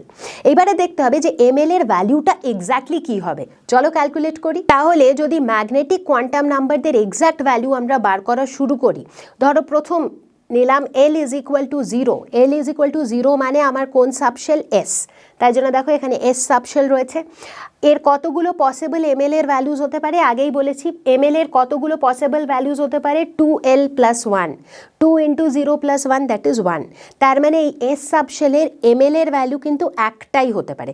সেই একটা ভ্যালু কি হবে, এমএল এর ভ্যালু কি হয়, -L2 + L ইনক্লুডিং 0। এখানে L এর ভ্যালু হচ্ছে 0, তার মানে -02 + 0 ইনক্লুডিং 0, সুতরাং এমএল এর ভ্যালু হয়ে যাবে 0। ঠিক আছে, মানে এখানে এই যে এস সাবশেল, এই এখানে যে দেখতে পাচ্ছ এস সাবশেল, এর কতগুলো পসিবল ওরিয়েন্টেশনস হতে পারে, এর একটাই পসিবল ওরিয়েন্টেশন হতে পারে। ঠিক আছে, ওকে। নেক্সট আমরা যদি যাই আমাদের L ইজ ইকুয়াল টু 1 এ, এবারে ধরো চলে গেলাম আমরা L is equal two 1। L is equal two 1 মানে আমাদের কোন সাবশেলে আছি, আমরা পি সাবশেলে আছি, রাইট। এই ক্ষেত্রে আমাদের কতগুলো পসিবল ভ্যালুজ হতে পারে এমএল এর, 2L + 1 that is 2 × 1 + 1 that is 3, তিনটে পসিবল ভ্যালুজ হতে পারে। তার মানে এই পি সাবশেলের কতগুলো পসিবল ওরিয়েন্টেশনস হতে পারে, তিনটে পসিবল ওরিয়েন্টেশনস হতে পারে, যেটা তোমরা এখানে দেখতে পাচ্ছ। ঠিক এক্স্যাক্টলি এই তিনটে ভ্যালু কি কি হবে, -L2 + L, তার মানে -1 থেকে নিয়ে +1 পর্যন্ত ইনক্লুডিং 0। তার মানে এমএল এর তিনটে পসিবল ভ্যালু কি কি হবে, -1, 0 আর +1। ঠিক আছে, আর সেই ক্ষেত্রে সেই জন্যেই তোমরা কি দেখতে পাচ্ছ, এখানে দেখো পি অরবিটাল ডাম্বেল শেপের, কিন্তু এইটা হচ্ছে PX, এইটা হচ্ছে PY, আর এইটা হচ্ছে PZ, রাইট। দেখো এইখানের এটা হচ্ছে এক্স অ্যাক্সিসের অ্যালংয়ে, এখানের এটা হচ্ছে ওয়াই অ্যাক্সিসের অ্যালংয়ে, আর এখানের এটা হচ্ছে জেড অ্যাক্সিসের অ্যালংয়ে। তো সুতরাং এর তিনটে পসিবল ওরিয়েন্টেশনস হলো PX, PY অ্যান্ড PZ। ঠিক বোঝা গেল। এইবারে চলে যাব আমরা L is equal two 2। L is equal two 2 তার মানে কোন সাবশেল, D। এই ক্ষেত্রে এমএল এর কতগুলো possible values, 2 × 2 + 1 that is 5 possible values. কি কি ভ্যালুজ, -L2 + L ইনক্লুডিং 0, তার মানে -2 থেকে নিয়ে +2 পর্যন্ত ইনক্লুডিং 0, তার মানে -2, -1, 0, +1, +2, এইটা হচ্ছে 5টা পসিবল এমএল এর ভ্যালুজ, রাইট। সেই জন্য যদি ডি অরবিটাল দেখো এই ক্ষেত্রে 5টা ওরিয়েন্টেশন পসিবল।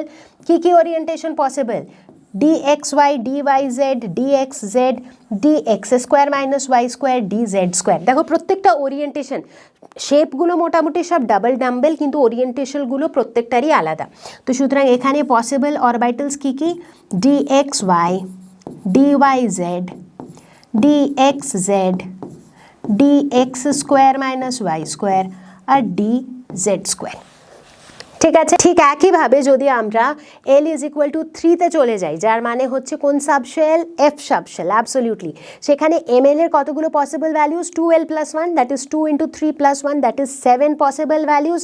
কি কি 7 possible values, -3, 2 + 3 including 0 that is -3, -2, -1, 0, +1, +2, +3, right. আর সেই জন্য এদের যদি তুমি 7টা পসিবল ওরিয়েন্টেশন দেখো এফ অরবিটালদের, দেখো 1, 2, 3, 4, 5, 6, 7, এই 7টা পসিবল ওরিয়েন্টেশনস হলো আমাদের এফ সাবশেলের, রাইট।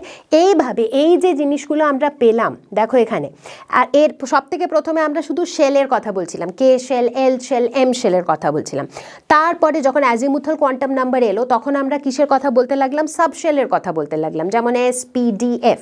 তারপরে যখন ম্যাগনেটিক কোয়ান্টাম নাম্বার এলো তখন আমরা বলতে লাগলাম অরবিটালের কথা, যেমন ধরো PX, PY, PZ, DXY, DYZ, S, এইভাবে আমরা অরবিটালদের কথা বলতে লাগলাম। তাহলে বন্ধুরা এখন পর্যন্ত আমরা 3টে কোয়ান্টাম নাম্বার কভার করেছি, principal quantum number, azimuthal quantum number and magnetic quantum number.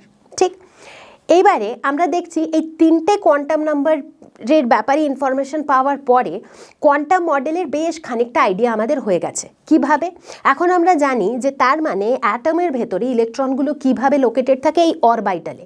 অরবাইটালগুলোর আলাদা আলাদা শেপ থাকে, যেমন এস অরবাইটাল যেগুলো স্ফেরিক্যাল শেপের। দেখো এখানে ফোকাস করা একটা 1s অরবাইটাল দেখতে পাচ্ছ, একটা 2s অরবাইটাল দেখতে পাচ্ছ যেটা একটু বড় স্ফেয়ার।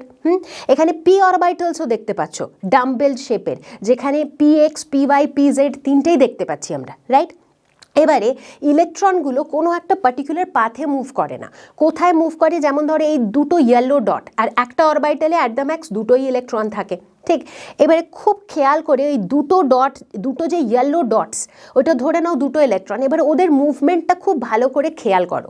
তোমরা কি নোটিস করবে? ওরা সমানে অসিলেট করছে, কিন্তু ওরা সারাক্ষণ ওই 1s অরবাইটালটার ভেতরেই রয়েছে, ওই ছোট্ট যে প্রথম স্ফিয়ারটা সেটার ভেতরেই রয়েছে। সিমিলারলি তোমরা যদি খুব খেয়াল করো ব্ল্যাক ডটসগুলোয় কিংবা রেড ডটসগুলোয়, তোমরা দেখো ওরা কিন্তু শুধুমাত্র ওই পি অরবাইটালটার ভেতরেই রয়েছে, অসিলেট করছে এইভাবে, কিন্তু রয়েছে কিন্তু শুধু ওই পি টুকুনির মধ্যেই, রাইট? তো এক্স্যাক্টলি কোয়ান্টাম মেকানিক্যাল মডেল এটাই বলে যে ইলেকট্রন কখনো একটা পার্টিকুলার পাথে মুভ করে না, ইনস্টেড ইলেকট্রন একটা 3 ডাইমেনশনাল স্পেসের ভেতরে মুভ করতে থাকে বা অসিলেট করতে থাকে, জাস্ট লাইক ওয়েভস, ঠিক? এইবারে ইলেকট্রনকে কোনখানটায় পাওয়ার পসিবিলিটি বেশি, সেই সব ইনফরমেশনগুলো আমরা কোথা থেকে পাই? অরবাইটালের কনসেপ্ট থেকে পাই। তাই জন্যই আমি শুরুতেই বলেছিলাম, শ্রডিঞ্জার ইকুয়েশন যখন বলছিলাম যে এই যে সাই যে ওয়েভ ফাংশনটা, সেটা আমাদের জন্য খুব ক্রিটিক্যাল, কারণ ওই সাই থেকেই সাই স্কোয়ার মানে ইলেকট্রনকে পাওয়ার প্রবাবিলিটিটা আমরা জানতে পারি। এতদূর পর্যন্ত আমাদের গল্প এগিয়ে এলো, কিন্তু এখনও একটা প্রবলেম কিন্তু রয়েই গেল। যতক্ষণ আমরা হাইড্রোজেন বা হাইড্রোজেন লাইক স্পিসিসের কথা বলছিলাম ততক্ষণ তো সব কিছু ভালো চলছিল, কিন্তু যখনই আমরা মাল্টি ইলেকট্রন অ্যাটমসের কথা বলছি, তার মানে এমন অ্যাটমস যার ভেতরে একের বেশি ইলেকট্রনস আছে, সেই সব ক্ষেত্রে যদি অ্যাটমিক স্পেকট্রাল লাইন্সটাকে ক্লোজলি দেখা হয়, তো সেখানে দেখতে পাওয়া যাচ্ছে ডাবলেটস বা ট্রিপলেটস। ডাবলেটস মানে দুটো খুব ক্লোজলি স্পেসড লাইন্স, কিংবা ট্রিপলেটস বলতে তিনটে খুব ক্লোজলি স্পেসড লাইন্স। তিনটে ক্লোজলি স্পেসড বা দুটো ক্লোজলি স্পেসড লাইনের মানেই হচ্ছে যে তাদের এনার্জি লেভেলসগুলো খুব ক্লোজ। এই অবজারভেশনটা থেকে কি জানা গেল? এই ধরনের একটা আন্দাজ লাগানো গেল যে তার মানে হয়তো এই যে তিনটে কোয়ান্টাম নাম্বারের কথা আমরা বললাম, এছাড়াও হয়তো আরও কিছু পিছনে লুকিয়ে রয়েছে। ফাইনালি 1925-এ দুজন সায়েন্টিস্ট উলেনবেক অ্যান্ড গোল্ডস্মিথ, এরা দুজন মিলে প্রপোজ করলেন দ্য 4th কোয়ান্টাম নাম্বার, যাকে নাম দেওয়া হলো স্পিন কোয়ান্টাম নাম্বার। তাকে ডিনোট করা হয় small letter m with a subscript s। Spin quantum নাম্বারের যে কনসেপ্টটা, সেই কনসেপ্টটা আসে এই জায়গাটা থেকে।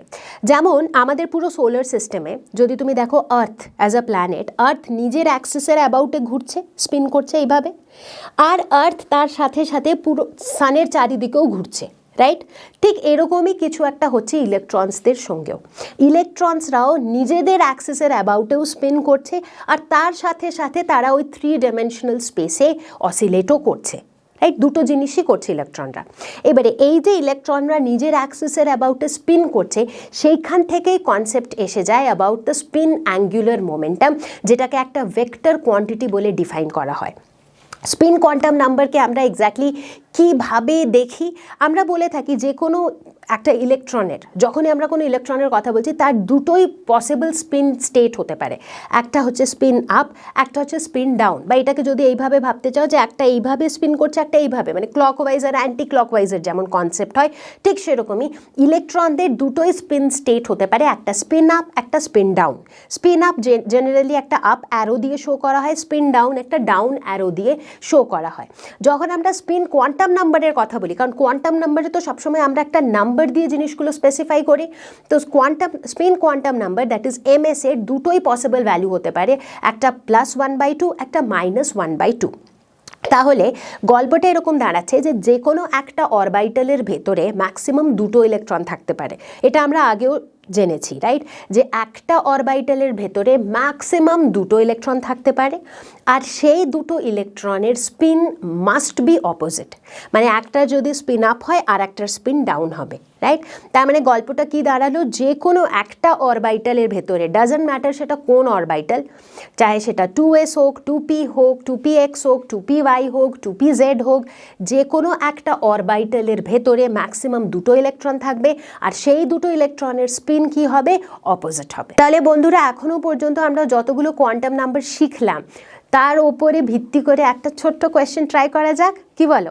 চলো কোয়েশ্চেনটা দেখা যাক। What is the total number of orbitals associated with the principal quantum number n? কোয়েশ্চেনটা তো খুবই সহজ।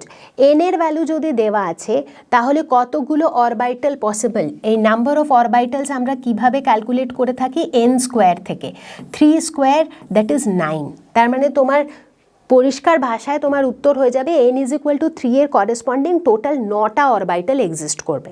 কিন্তু ধরো আমি যদি জানতে চাই যে এক্স্যাক্টলি কোন 9টা অরবাইটাল হবে corresponding to n is equal to 3, চলো সেটাও আমরা বার করে দেখে ফেলি। যখন n এর ভ্যালু 3 তখন l এর ভ্যালু কি হবে, আমরা দেখেছিলাম l এর ভ্যালু হবে 0 টু n মাইনাস 1।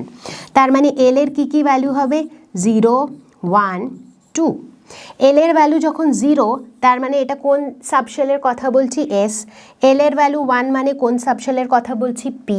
2 মানে আমরা কথা বলছি ডি সাবশেলের, রাইট। তার মানে আমরা জানতে পেরে গেলাম এখানে তিনটে এই সাবশেল ইনভলভ। এন এর ভ্যালু আমরা অলরেডি জানি উইচ ইজ 3, রাইট। তার মানে এই ক্ষেত্রে আমার সাবশেলস কোনগুলো, একটা হচ্ছে 3s, একটা হচ্ছে 3p, আর একটা হচ্ছে 3d। Correct, absolutely correct. কিন্তু কোয়েশ্চেনে জিজ্ঞেস করা হয়েছিল কতগুলো অরবাইটালস, এটা তো তিনটে সাবশেল, তার মানে n ইজ ইকুয়াল টু 3 এর করেসপন্ডিং তিনটে সাবশেল থাকবে, কি কি, 3s 3p আর 3d। যদি অরবাইটালের কথা বলি 3s এ তো চলো একটাই অরবাইটাল থাকবে, যখন 3p এর কথা বলবো এই 3p এর ভেতরে থাকবে 3px 3py 3pz। যখন এই ডি এর কথা বলবো তখন এই ডি এর ভেতরে কতগুলো পসিবল ওরিয়েন্টেশনস হয় আমরা আগেও দেখেছি, রাইট। কিভাবে দেখেছিলাম, ডি এর ভেতরের ওরিয়েন্টেশন ml এর ভ্যালু দিয়ে, এক্স্যাক্টলি ম্যাগনেটিক কোয়ান্টাম নাম্বার থেকে। এখানে কি হয়ে যাবে, এখানে হয়ে যাবে 3dxz 3dyz 3dxy 3dz square 3d x square minus y square, right. তার মানে টোটাল অরবাইটাল কতগুলো হলো, অরবাইটাল যদি দেখি এখানে একটা, দুটো, তিনটে, চারটে, পাঁচটা, ছটা, সাতটা, আটটা, 9টা, এক্স্যাক্টলি 9 অরবাইটালস। আর ঠিক এটাই দেখো আমরা এখানে ফর্মুলা দিয়েও ক্যালকুলেট করেছিলাম যে যদি n এর ভ্যালু দেওয়া থাকে তাহলে অরবাইটাল কতগুলো হবে সেটা আমরা বার করবো n স্কোয়ার দিয়ে। এটা মানে 1 সেকেন্ডের মধ্যে ক্যালকুলেট করে ফেললাম, কিন্তু কোন কোন অরবাইটাল হবে সেটার জন্য তোমাকে বাকি কোয়ান্টাম নাম্বারগুলোও বার করতে হবে। যেমন n দেওয়া ছিল, তুমি n থেকে l এর ভ্যালু বার করলে তবেই তো তুমি জানতে পারলে কোন কোন সাবশেলগুলো থাকবে। এই সাবশেলের যে এই অরবাইটালগুলো হবে সেটা কিভাবে বার করলে, সেটা বার করলে using the magnetic quantum number, যেটা এখানে আমরা ক্যালকুলেট করিনি কারণ এটা আমরা অলরেডি আগে ক্যালকুলেট করেছিলাম। এইভাবে আমরা কোয়ান্টাম নাম্বারের বেসিসে এই ধরনের ইনফরমেশন ইনফার করতে পারি। তাহলে বন্ধুরা ফাইনালি আমরা quantum mechanical model of atom কি হয় সেটা আজকে বুঝতে পেরেছি, তাই তো। এর আগে যে মডেল অফ অ্যাটমটা আমরা পড়ছিলাম সেটা ছিল বোরস মডেল অফ অ্যাটম, যেখানে আমরা একটা শব্দ বারবার ইউজ করছিলাম আর সেটা হচ্ছে অরবিট। যেই quantum mechanical model of atom পিকচারে এলো আমরা ইউজ করতে লাগলাম অরবাইটাল। দেখো দুটোই শব্দ বেশ খানিকটা সিমিলার, কিন্তু দুটোর কনসেপ্টটা একেবারেই আলাদা। সুতরাং কোনো রকম কনফিউশন যেন তোমাদের মনে না থাকে, কারণ দুটো একেবারেই আলাদা জিনিস। যখন আমরা অরবিটের কথা বলি they do not exist practically, অ্যাকচুয়ালিতে অরবিট এক্সিস্টই করে না, এটাই হচ্ছে রিয়ালিটি, রাইট। এটা আগের একটা চিন্তাধারা ছিল বোরস মডেল পর্যন্ত, যখন এটা মেনে নেওয়া হতো যে ইলেকট্রন একটা ফিক্সড পাথে মুভ করছে, কিন্তু প্র্যাকটিক্যালি অরবিট বলে কিছু এক্সিস্ট করে না। অরবিট আমরা কাকে ডিফাইন করেছিলাম, well defined circular path around nucleus যেখানে ইলেকট্রন মুভ করে, এটা মেনে নেওয়া হয়েছিল। রিয়ালিটিতে এরকম কিছু হয় না, okay. Contradicts dual nature of electron, কারণ যখন আমাদের এই পুরো বোরস মডেলে অরবিটের কনসেপ্টটা ছিল সেখানে ইলেকট্রনের ডুয়াল নেচার কনসিডার করা হয়নি, সেখানে আনসার্টেনটি প্রিন্সিপাল, হাইজেনবার্গস আনসার্টেনটি প্রিন্সিপালও কনসিডার করা হয়নি। অল অরবিটস আর সার্কুলার লাইক ডিস্ক, মানে এটাই ধরে নেওয়া হয়েছিল যে একেবারে সার্কুলার শেপের orbit. Maximum number of electron in orbit is 2n square. যতদিন পর্যন্ত আমরা অরবিটের কনসেপ্ট পড়ছিলাম আমরা বলছিলাম একটা অরবিটে কতগুলো ইলেকট্রন থাকতে পারে না 2n স্কোয়ার। তাই জন্যে যদি তোমাদের মনে পড়ে ছোটোবেলায় যে ইলেকট্রনিক কনফিগারেশনগুলো আমরা লিখতাম, কিভাবে লিখতাম কে এল এম, আর তাতে আমরা ইলেকট্রন দিতাম 2 8 8 18, এইভাবে ইলেকট্রন দিতাম, সেটা এই লজিকটা থেকেই আসতো। ঠিক, তারপরে চলে এলো আমাদের কোয়ান্টাম মেকানিক্যাল মডেল, যেখানে আমরা দেখলাম যে অরবিট বলে কিছু হয় না, বরঞ্চ কে হয়, অরবাইটালস হয়। They exist in real but no physical meaning. As such আমরা ফিজিক্যালি এদেরকে কোনো মিনিংফুল ওয়েতে ডিফাইন করতে পারি না, বাট দে ডু এক্সিস্ট। ঠিক আছে, এটা একটা কোয়ান্টাম মেকানিক্যাল কনসেপ্ট, যেখানে আমরা বলি যে ইলেকট্রন একটা 3 ডাইমেনশনাল স্পেসে মুভ করছে, ইনফ্যাক্ট অসিলেট করছে, আর ইলেকট্রনের সব ইনফরমেশন কার ভিতরে লুকিয়ে রয়েছে, ইনসাইড দিস ওয়েভ ফাংশন সাই। ঠিক আছে, অরবাইটালের কনসেপ্টটা doesn't contradict with dual nature, doesn't contradict with uncertainty principle. এই সব কিছুকে একসঙ্গে নিয়ে চলে আমাদের এই অরবাইটালের concept. They have various shapes. অরবাইটালের অনেক শেপ হয়, যেমন আমরা দেখে থাকি এস পি ডি এফ এর যে আলাদা আলাদা অরবাইটাল, তাদের আলাদা আলাদা শেপ হয়। Maximum number of electrons in an orbital is 2। In fact সেটাও আমরা এক্ষুনি দেখলাম যে একটা অরবাইটালে ম্যাক্সিমাম 2টো ইলেকট্রন থাকতে পারে, আর সেই 2টো ইলেকট্রনেরও স্পিন সবসময় অপোজিট থাকে। তাহলে বন্ধুরা, এর সাথেই চলে এসেছি আমরা আজকের এই ভিডিওর শেষের দিকে। আমি আশা করছি যে তোমাদের এই ভিডিওটা নিশ্চয়ই ইউজফুল লেগেছে, তোমরা জিনিসগুলো নিশ্চয়ই বুঝতে পেরেছো। তবে এখনও কিন্তু আমাদের স্ট্রাকচার অফ অ্যাটমের পুরো চ্যাপ্টারটা শেষ হয়নি।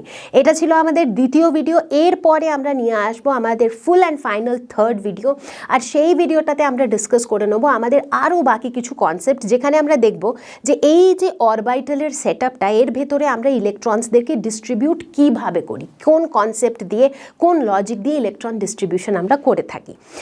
আশা করছি এই ভিডিওটা ভালো লেগেছে। কনসেপ্ট যদি হয়ে থাকে ক্রিস্টাল ক্লিয়ার, তাহলে সব সময়ের মতন এবারেও কমেন্টে নিশ্চয়ই লিখে জানিও যে কনসেপ্ট হলো ক্রিস্টাল ক্লিয়ার। আমি খুব তাড়াতাড়ি আরও একটা সুন্দর ভিডিও তোমাদের সকলের জন্য নিয়ে আসবো। ততক্ষণের জন্য আনন্দে থাকো, মজায় থাকো, টেক কেয়ার, বাই বাই।